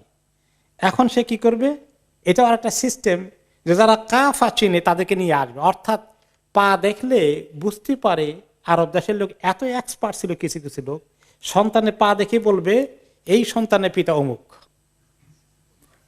মানে সাংঘাতিক এগুলা তাদের এই ধরনের চেনার দেখে তারা চিনতে পারতো। এদিকে বলে যে কাফিয়া বিশেষজ্ঞ, এমনকি কোন কবিলার লোক এই জায়গা দিয়ে হেঁটে গেছে, তাদের উঁটগুলো গেছে, এগুলো কোন কবিলার উঁট, উটের পাড়া মরুভূমির পায়ের উপরে দেখে তারা চিনবে কোন কবিলার লোক এখান থেকে গিয়েছে। এই কাফিয়া চিনার ব্যাপারে তারা এত এক্সপার্ট ছিল। তো এরকম একটা লোক এসে বলবে মানে এই সন্তান হচ্ছে অমুকের ছেলে। মানে তাদের কাছে তখন তো এখানে এই দেশে কি দেখে, ডিএনএ। এই ডিএনএ তো ছিল না তখন, তাদের কাছে ওটা ডিএনএর বিকল্প ছিল, এবং it is very appropriate DNA মানে সিস্টেম। তারপরে তখন তারা বলবে সুম্মা আলহাকু আলাদা বিল্লাযী ইয়ারাউন ফালতাতা বিহি ওয়াদুয়া ইবনাহ, অতঃপর যার পায়ের সঙ্গে মিলে, যাকে আইডেন্টিফাই করে দেয় বিশেষজ্ঞরা, সেই তার পিতা হতে বাধ্য, ডিনাই করার কোনো উপায় নাই। আর এই সন্তানের নামের ফাদার্স নেম হবে ওই লোকের নাম। এইগুলো একটা। এছাড়াও আরো এই বিষয়ে মহিলাদেরকে তারা যাচ্ছে তাই ব্যবহার করেছে। আরেক ধরনের বিয়ে ছিল, বিয়ে না আসলে নেকাহুল বাদাল। তো একজন এসে বললো এই যে শোনো, আমরা স্ত্রী পাল্টাই ফেলি, তোমারটা আমি না, আমি তোমারটা নেই, চেঞ্জ করে ফেলি, নাউজুবিল্লাহ। এবং এটাও স্বীকৃত যে তারা ভলান্টিয়ারলি অ্যাগ্রি করেছে, চেঞ্জ করেছে, এক্সচেঞ্জ করেছে, নো প্রবলেম।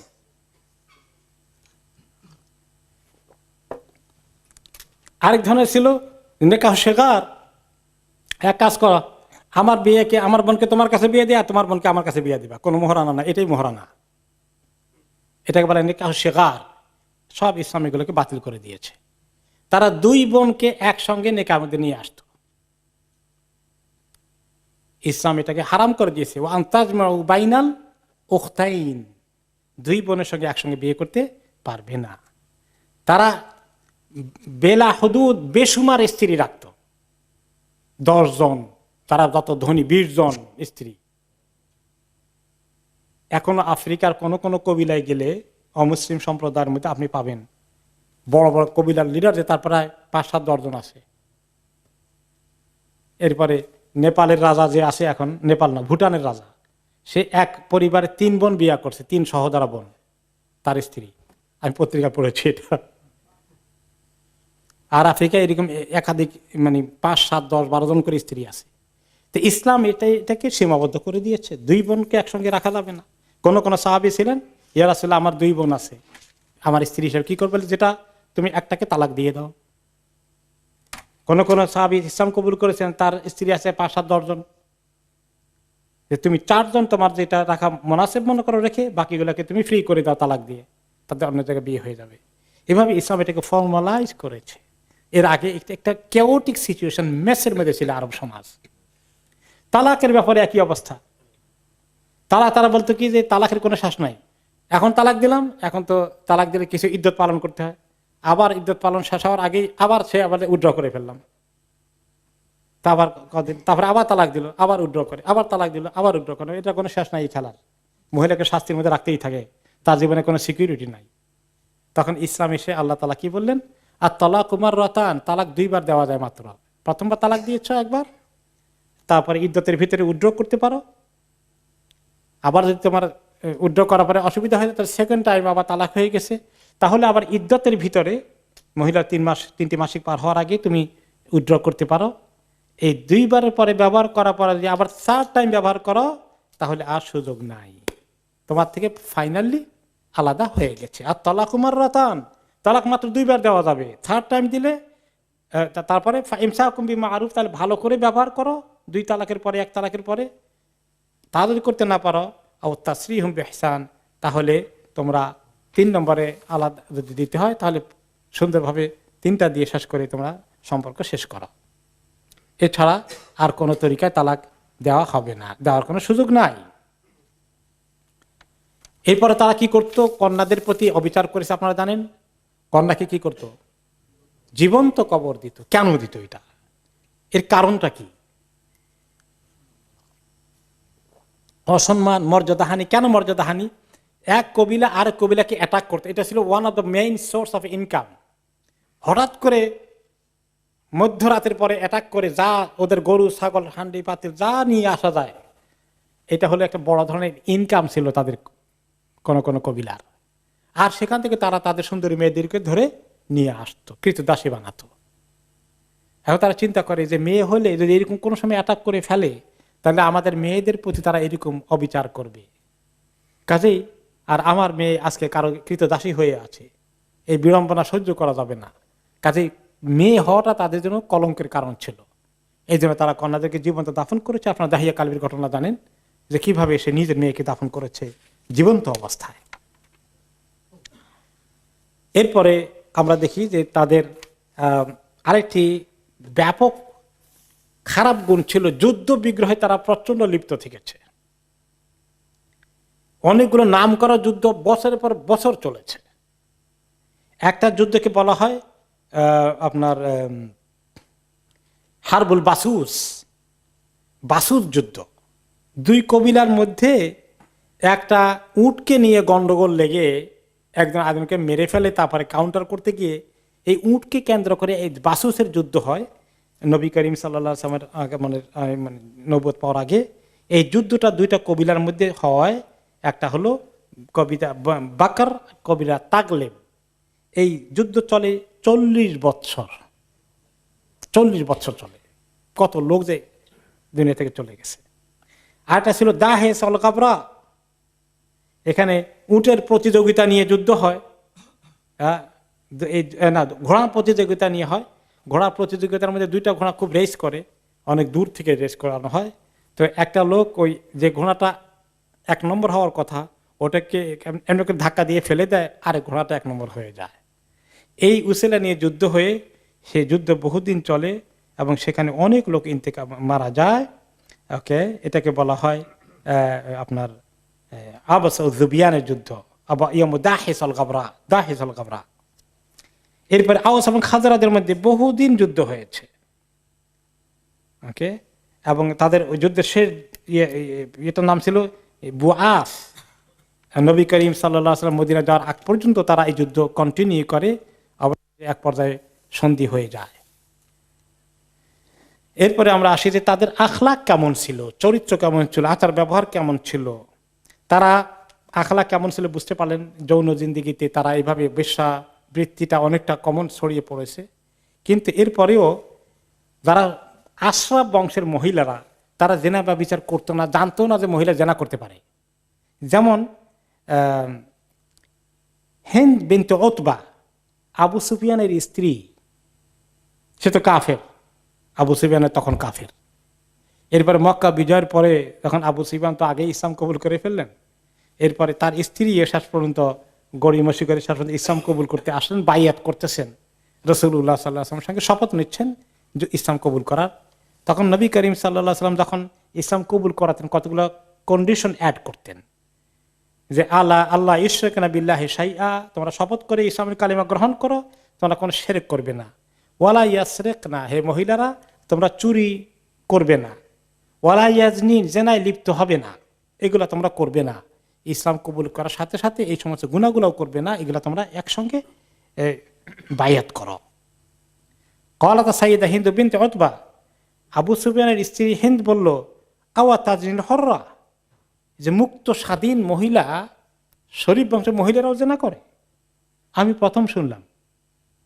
তার মানে তাদের মধ্যে দেখা যায় মহিলা কুফরের দিক থেকে, শিরকের দিক থেকে, ইসলামের দুশমনের দিক থেকে অনেক আগে, কিন্তু জেনাকে সেও বিশ্বাসই করতে পারে না যে একজন স্বাধীন মহিলা কৃতদাসীরা ছাড়া জেনা করতে পারে। এই ধরনের কিছু ভালো গুণ তাদের মধ্যে ছিল। ওকে, কিন্তু অনেকেই জেনা করে থাকলেও এই পর্যায়ে লোক সেখানে ছিল। মেজরিটি লোকে মদ খেত, কিন্তু আবার কিছু লোক মদ টাচও করতো না, এমনও ছিল। মেজরিটি লোক মারামারি করতে, খুন খারাপই ছিল, অনেক লোক ছিল তারা করতো না। কিছু লোক হচ্ছে যে সম্পদের, গরিবদের সম্পদে আত্মসাৎ করতো, কিন্তু অনেকে ছিল করতো না। অনেকেই ছিল সুদে লেনদেন করতো, কিন্তু অনেকেই করতো না। এইভাবে ভালো গুণগুলো ছিল। এরপরে অন্তরগুলো তাদের ছিল অনেকটা কোন ধরনের ফিলোসফি, এই যে গ্রিক সভ্যতা, রোমান সভ্যতা, পারসিক সভ্যতা ইরানের এবং ভারতীয় সভ্যতা, এই সমস্ত সভ্যতাগুলোর এক একটা বিশাল ইতিহাস আছে। তাদের শিল্প, সাহিত্য, সংস্কৃতি এবং তাদের বিভিন্ন ফিলোসফি, দর্শন অনেকগুলো আছে। আরবদের কাছে এগুলো কিছুই ছিল না, গান বাজনা টুকটাক এগুলো আছে। কিন্তু একটা শিল্প, সাহিত্য যেগুলো তাদেরকে তাদের একটা বিশাল মানে দর্শন নিয়ে ধরে থাকার মতো, এগুলো ছিল না। আরবরা ছিল মোর কি বলা যায়, মোর নিউট্রাল অনেক দিক থেকে। খালি একটু শয়তানের ইয়েতে পড়ে, কুমন্ত্রণায় তারা শিরক করেছে, আর জেনা ব্যভিচারে অনেকে লিপ্ত হয়ে পড়েছে। কিন্তু বড় ধরনের দর্শনকে ধরে একটা সোসাইটি গড়ে ওঠা, এগুলো এই জাতীয় কোনো সংস্কৃতি তাদের কাছে এভাবে ছিল না, যার ফলে তারা অনেকটা নিউট্রাল ছিল। এবং ইসলামের দাওয়াতটা যখন তাদের কাছে ঠিক মতো পৌঁছানো গেছে, তখন তারা মেজরিটি লোকেরা কি করেছে, গ্রহণ করেছে, ভালো লোকগুলোকে অ্যাকসেপ্ট করে ফেলেছে। কিন্তু অন্যান্য যেখানে সাংঘাতিকভাবে তাদের নিজস্ব দর্শন, তাদের বিশাল সংস্কৃতির ইতিহাস আছে, তারা কিন্তু অনেক ফাইট করেছে, সহজে কবুল করতে চায়নি। তো এটা একটা আরবদের ভালো জিনিস ছিল যে তারা অনেকটা রেডি ছিল, মনে হয় মাইন্ডের মধ্যে খুব বেশি কিছু নাই, উল্টাপাল্টা সেটা থেকে সরাই দিতে পারলে ইসলাম ঢুকার কাজটা কিন্তু অনেক সহজ ছিল। ভ্যারি লেইম্যান টাইপের পিপল। শোনেন, আমাদের গ্রামের বা দেশের যারা কোনো কোনো সময় কম শিক্ষিত বা অর্ধশিক্ষিত বা কম শিক্ষিত, খুব বেশি মানে একেবারে কি বলে এটাকে, ধোকাবাজি জানে না, সরল মানুষ, সরল মনা, ঠিক কিনা?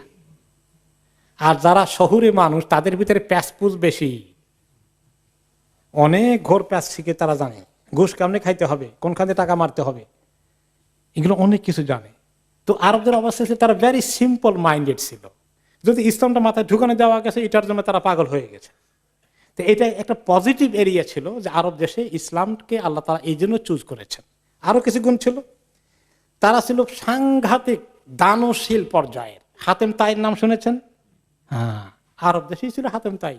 পৃথিবীতে অন্য কোনো ইরানি সভ্যতায়, রোমান সভ্যতায়, গ্রিক সভ্যতায়, ভারতীয় সভ্যতায় এরকম কোনো এত বড় মানে দানশীল ব্যক্তির পরিচয় পাওয়া যায় না তাদের ইতিহাসের মধ্যে। এমন হয়েছে যে মেহমান এসেছে, এখন কিচ্ছু নাই, একটা মাত্র উট আছে, তার নিজের যানবাহন, ওইটাকে জবাই করে দিয়েছে। এবং আরবদের কবিতা আমাদেরকে অনেক পড়তে হয়েছে। কবিতার বিষয় ছিল দুইটা, একটা ছিল প্রেম গাথা, আর একটা ছিল আপনার ওই এই যে মেহমানদারি, দেওয়ানুল হেমাসা তারা পড়েছেন, ওলাদিয়াফ আদিয়াফ। এই মেহমানদারি ছিল বিশাল একটা মানে তাদের সাংঘাতিক, এর জন্য অনেক স্যাক্রিফাইস তারা করে ফেলেছে খাবার দাবার খেতে। এটা ইব্রাহিম আলাইহিস সালাম থেকে পেয়েছেন। ইব্রাহিম আলাইহিস সালাম বসে থাকতেন, কোনো মেহমান না আসলে তিনি লাঞ্চ করতেন না, লাঞ্চ রেডি করে বসে থাকতেন। মানুষ পেয়ে গেলে ধরে নিয়ে বাড়ি একসঙ্গে বসে খেতেন, একলা খেতেন না। তো এই জিনিসটা তারা পেয়েছে। এবং তাদের লেখাপড়া ঠিকই আছে, স্কুল কলেজে মাদ্রাসা এগুলো নাই, কিন্তু তারা সাহিত্য চর্চা এমন করা করেছে, ভাষা চর্চা এমন করা করেছে, তাদের মুখস্থ শক্তি ছিল সাংঘাতিক। তাদের বংশ বুনিয়াদ এক গোষ্ঠী থেকে মানে 14 বংশ, 20, 25, 30 বংশ উপরের দিকে বহু বংশ মুখস্থ আছে। আপনি কয়টা মুখস্থ আছে? আমি আমার নিজের নাম তো জানি, বাবার নামও জানি, দাদার নামও জানি, দাদার পরে 4 নম্বর জনের নাম জানি, আর কোনটা জানি না। আপনারা কে কে জানেন এর চেয়ে বেশি? আপনি কতদূর পর্যন্ত জানেন? হ্যাঁ, 7 পর্যন্ত জানেন। মাশাআল্লাহ, যদি একদম পাওয়া গেছে 7 পর্যন্ত জানে। তারা 20, 50, 100 পর্যন্ত জানে, একদম মুখস্থ ঠোঁটস্থ আছে। রাসূলুল্লাহ সাল্লাল্লাহু আলাইহি সাল্লাম তিনি আদনান পর্যন্ত জানছেন, অনেকগুলা তিনি নিজে জানছেন, এবং আমার সঙ্গে লেখাপড়া করেছে সৌদি আরবে। সে বলছে যে সে তার গোষ্ঠী আদনান পর্যন্ত জানে। মানে এত লম্বা ইতিহাস তারা, এদের মধ্যে মুখস্থ শক্তি সাংঘাতিক ছিল। ভাষা এমন ছিল যে মধুর নাম আরবে মধু, আমরা বাংলায় মধু, এই মধু থেকে আমরা মাধবী বলি, তাই না? আরেকটি শব্দ পাওয়া গেছে মধু থেকে। আর কি আছে? তাদের কাছে মধুর শব্দ আছে 80টা। শিয়াল পাওয়া যায় অনেক মরুভূমিতে, যে জিনিস যে দেশে বেশি পাওয়া যায় ওইটার নাম বেশি। শিয়ালের 200টা নাম আছে আরবিতে। আর সিংহ কোন কোন এলাকায় পাওয়া যায়, সিংহের 5টা নাম আছে, এই 500 নাম আছে। উটের নাম আছে 1000, মানে 1000 শব্দ দিয়ে উট তারা বলতে পারে। এরকম তরবারি নাম অনেক যুদ্ধ করেছে, তরবারি নাম অনেক বেশি আছে, তরবারির নাম আছে প্রায় 4000-এর মতো। এইভাবে তাদের এই যে এতগুলো মুখস্থ রাখে, এগুলো জন্য কেমন স্মরণ শক্তি দরকার। এগুলো ওদের মধ্যে ছিল, পৃথিবীর কোনো জাতির মধ্যে তখন ছিল না। এই জন্য আল্লাহ তাআলা ওদেরকে চুজ করেছেন ওই জায়গায় রসুল পাঠাতে, এবং তারা কোরআনকে মুখস্থ করেছে। রাসূলুল্লাহ সাল্লাল্লাহু আলাইহি ওয়াসাল্লাম লক্ষ লক্ষ হাদিস পরে মুখস্থ করেছেন ওই আরবের গোষ্ঠী। তাদের ভেরি শার্প মেমোরি। এই যে খেজুরের অনেক নাম আছে, খেজুর তো আমাদের দেশে একটাই নাম, আর এদের কাছে একটা ডেট। তাদের কাছে খেজুর মনে করেন যখন আদা পাকা হয়, ওই একটু হলুদ রঙের খেজুর পাওয়া যায় না, দেখছেন না, শক্ত কষকষে একটু, এটার নাম হলো বালাহ। এরপরে যখন আরো পেকে যায়, রসে টলটল হয়ে যায়, নরম, এটাকে বলে রোতাব। এরপরে যখন আপনার এই যে এখন নর্মাল খেজুর হিসেবে শুকনো, মানে মোটামুটি পেকে টাইট হয়ে গেছে, একেবারে লুজ থাকে নাই, একটু টাইট হয়েছে, এগুলোকে বলে তামর। এইভাবে করে তাদের প্রচুর নাম এই খেজুরের আছে। হ্যাঁ, এরপরে তারা খুব বীরত্ব তাদের মধ্যে অনেক ছিল, বীর পুরুষ। এবং এটা দেখা যায় যে তারা প্রত্যেক যুদ্ধ হওয়ার আগে বলতো যে 2 কবিলা যুদ্ধ করবে। এখন যুদ্ধের আগে 2 জন আসবে যে আমার সঙ্গে কে পার্সোনালি মোকাবিলা করো, ওই দিক থেকে আসো। এবং এই তরিকাকে স্বয়ং রাসূলুল্লাহ সাল্লাল্লাহু আলাইহি ওয়াসাল্লাম ব্যবহার করেছেন বদর যুদ্ধে, যে তারা আসছে যে তোমাদেরকে চ্যালেঞ্জ করি, সাহস আছে আমার মোকাবিলা করতে। তারা একজন আসছিল, তাদের মোকাবিলা এক সাহাবী গিয়েছেন। 2 নম্বরটা বেরিয়ে আসছে, আমার মোকাবিলা কে করবা? মুসলমানদের মধ্যে আরেকজন গেছেন। কারো যদি মোকাবিলা করতে কেউ না যায়, তাহলে কি প্রমাণিত হবে? ভীরু কাপুরুষ, আর তারা বীর পুরুষ। তো এই জন্য তারা এভাবে, তারা জানে যে আমরা 2 জন বের হলাম 2 দিক থেকে, একজন মরবো আরেকজন বাঁচবো, সাক্ষাৎ ফাইট করতেছে 1 to 1। এইভাবে তারা নিজেরা মৃত্যুকে মোকাবিলা করার মতো সাহস তাদের আছে। ভ্যারি যোদ্ধা, ভ্যারি মানে কি বলা যায়, অসম্ভব সাহসী তারা। ওকে, এরপরে কেউ যদি তাদের কাছে সাহায্য চাইতো, আসে তাকে আশ্রয় দিয়েছে, কোনো দিন সে এখান থেকে হাত গুটাই নিবে না, মরলে মরতে হবে। নবী করিম সাল্লাল্লাহু আলাইহি সাল্লাম যখন তায়েফে তিনি প্রস্তর বর্ষিত হলেন, মক্কায় ঢুকবেন যে আসলে তারা অ্যাটাক করবে, তিনি তখন আরেকটি কাফের কবিরার আশ্রয় নিলেন, আমাকে তোমরা নিরাপত্তা দাও। তারা নিরাপত্তা দিল, এবং তারা বলে যে কোরাইশ এর গায়ে হাত তুলে আমরা তোমাদের বিরুদ্ধে যুদ্ধ করব। এগুলো তারা রক্ষা করত। ওরা প্রেসার দিয়েছে, কিন্তু তারা প্রেসার মানে নাই। তারা স্বাধীনতা পছন্দ করত। এই জন্য আরব দেশে কোনো রাষ্ট্র গড়ে ওঠেনি, সবাই স্বাধীন, কবিরা পাঠানদের মতো আর কিছুটা। খুব মানে নিজে মাথা নত করবে না সহজে, খুব ফ্রিডম, মানে তাদের স্বাধীনতার চেতনার লোকজন তারা। এরপরে তারা চুক্তি করলে চুক্তি সহজে ভঙ্গন করতো না, এবং তারা পরিষ্কারভাবে কথাবার্তা বলার ক্ষেত্রে তারা কোনো ধরনের মুনাফিকি, দুর্নীতি এগুলো পছন্দ করতো না। ভেরি সিম্পল মাইন্ডেড, যেটা বলবো বলবো, মিথ্যার আশ্রয় সহজে নিত না। আবু সুফিয়ান কোথায় গিয়েছেন? ব্যবসা বাণিজ্য করতে শাম দেশে গিয়েছেন। সেখানে তখন রোমান সম্রাট এসেছে দেশের ভিজিট করতে। আর ওই সময় রাসূলুল্লাহ সাল্লাল্লাহু আলাইহি ওয়াসাল্লাম চিঠি পাঠিয়েছেন কার কাছে? রোমান সম্রাট হিরাক্লিয়াসের কাছে, যে আসলিম তাসলাম। মদিনা থেকে চিঠি গিয়েছে যে তুমি ইসলাম কবুল করো, আল্লাহ তাআলা তোমাকে ঠিক রাখবেন, তোমার সাম্রাজ্যও ঠিক থাকবে, আমরা তোমার সাম্রাজ্যে কোনো হাত দেব না, আল্লাহ তোমাকে আরো বাড়িয়ে দিবেন তুমি ইসলাম কবুল করলে। একটা তার কাহিনী আপনারা জানেন। সে এখন ভেরিফাই করার জন্য বললো যে এইখানে আরবদের এই নবী মুহাম্মদের গোষ্ঠীর কেউ এখানে আসে কিনা। সে তো কোরাইশ বংশের নবী, কোরাইশ বংশের কোনো ব্যবসায়ী আরব দেশের মক্কার কেউ আসে কিনা।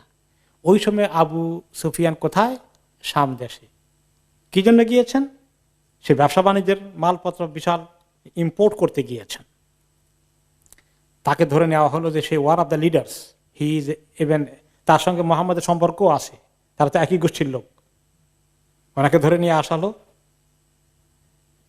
তো সে এখানে তাকে জিজ্ঞাসা করলো, মোহাম্মদ সাল্লাল্লাহু আলাইহি ওয়াসাল্লাম সবকে অনেকগুলো প্রশ্ন করেছে, তিনি কেমন, কোন পরিবার থেকে এসেছেন, তার দাওয়াত কোন লোকেরা গ্রহণ করে, এইভাবে অনেকগুলো প্রশ্ন। এখন সে প্রশ্ন করে কারণ ওই রোমান সম্রাট জানে যে আখিরি নবীর লক্ষণ কি কি হবে, এগুলো সব বাইবেলে ছিল। এখন আবু সুফিয়ান চিন্তা করছে যে আমি সত্য সত্য কথা বলি, লোকটা সত্যবাদী কিনা, আল আমিন কিনা, এখন নাকি মিথ্যা কথা বলেছে কোনো সময়। এখন আবু সুফিয়ান তো জানে নবী মুহাম্মদ সাল্লাল্লাহু আলাইহি ওয়াসাল্লাম কখনো মিথ্যা কথা বলেননি। এরকম এক একটা প্রশ্ন করেছে, সে সবগুলো হক জবাব দিচ্ছে। এখন সে কিন্তু আবু সুফিয়ানের তো কষ্ট, আমি তো সব হক বলছি, সব তো মোহাম্মদের পক্ষে যাচ্ছে, এখন আমি তো কিছু বলা দরকার যা তার বিপক্ষে যায়, এখন কি বলবো, এখন বলে তো মিথ্যা বলতে হয়। বলে যে লাউলাল হায়া উ আনিয়াসিরু আলাইয়া কাযিবান লাকাযিবতু আনহু, আমার এত কষ্ট হয়েছে, সব সত্য কথা বলতে হয়েছে, আমি মিথ্যা বলতে চেয়েছিলাম, কিন্তু একটা লজ্জা শরম আমাকে আটকিয়ে দিয়েছে। আমার সঙ্গে আমার সঙ্গীদের মধ্যে অনেক অনুচর যারা বাহিনী এসেছে, তারা বলবে দেখো আবু সুফিয়ান এত বড় লিডার, ওইখানে মিথ্যা কথা বলে ফেলেছে, এই বদনাম রুটে যাবে। এই বদনামকে তারা এত ভয় করত, মিথ্যা কথা বলতো না সহজে।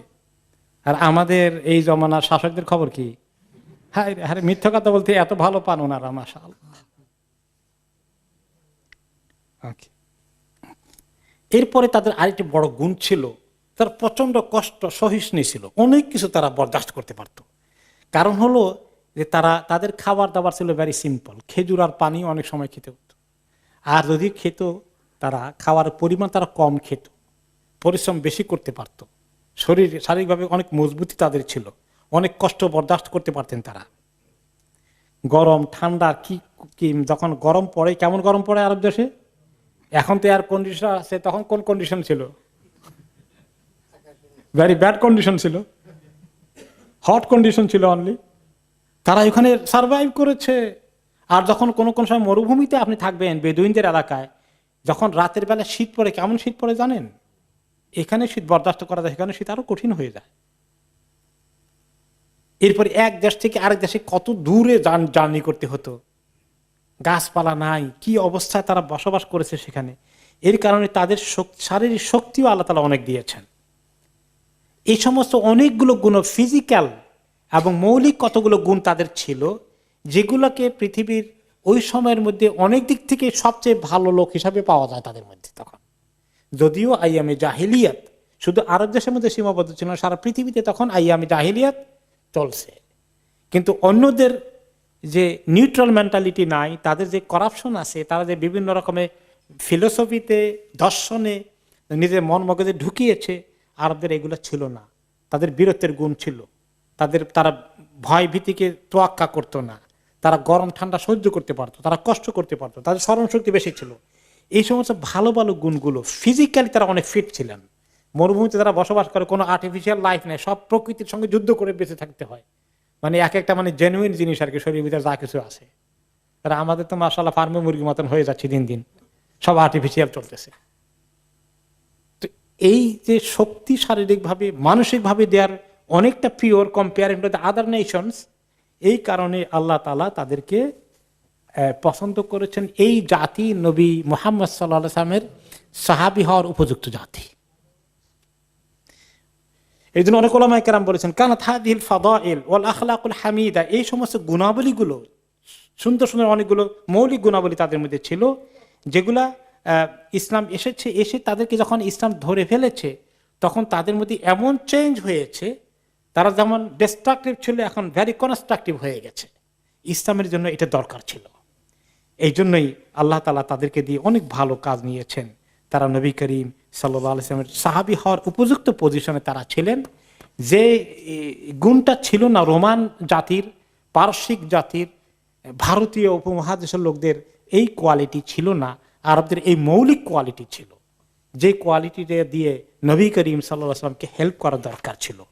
ওই সমাজের, পৃথিবীর ওই সোসাইটির সভ্যতার মধ্যে আরব দেশকে আল্লাহ বাছাই করলেন, এবং পৃথিবীর তার পাশে তখন কি ধরনের অন্ধকার জাহেলিয়াত ছিল তার কিছু আমরা এই বিভিন্ন বর্ণনা পেলাম। এই পরিস্থিতিতে আল্লাহ তাআলা নবী করিম সাল্লাল্লাহু আলাইহি ওয়াসাল্লামকে দুনিয়াতে পাঠানোর সিদ্ধান্ত নিয়েছেন। তিনি যখন দুনিয়াতে আসেন তখন কয়েকটি ঘটনা ঘটে, বড় বড় কয়েকটি ঘটনা ঘটে। সেই ঘটনাগুলো আমরা আগে আলোচনা করব ভূমিকার শেষ পর্যায়ে, আশা করি ইনশাআল্লাহ আগামী সেশনে।